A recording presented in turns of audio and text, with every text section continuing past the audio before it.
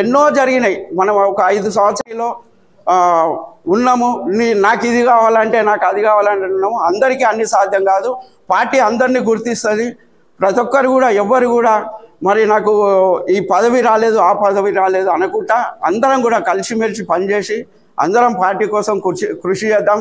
మరి ఇవాళ నరేంద్ర మోడీ గారు భారతదేశంను మరి ఏ రీతిలో తీసుకుపోయిండు, ప్రపంచంలో మంచి స్థానంలో మనల్ని ఉంచగలిగిండు.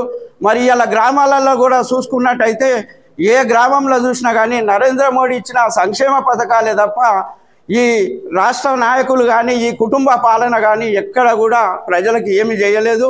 మరి ప్రతి సంవత్సరాలు మరి వాళ్ళు చేసిరు, బీఆర్ఎస్ వాళ్ళు చేసిరు, ఇప్పుడు సంవత్సరంన్నర మరి కాంగ్రెస్ వాళ్ళు చేస్తున్నారు. ఇదంతా కూడా కుటుంబ పరిపాలన.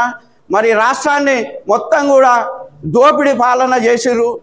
మరి రాష్ట్రాన్ని దోసుకున్నారు తప్ప ప్రజలకు మేలు చేసిరు అంటే కేవలం మన నరేంద్ర మోడీ గారు మరి చేసిరు. మళ్ళా ఈరోజు ఒక కొత్త కథ అల్లి రాష్ట్ర బడ్జెట్ కేంద్ర బడ్జెట్లో రాష్ట్రానికి ఏమి ఇవ్వలేదని ఒకటి లేవనెత్తిరు. ఎందుకంటే హామీలు ఒక్కటి కూడా నెరవేర్చకుండా మరి డబ్బులు లేక సతమతం అవుతూ కేంద్రం నుంచి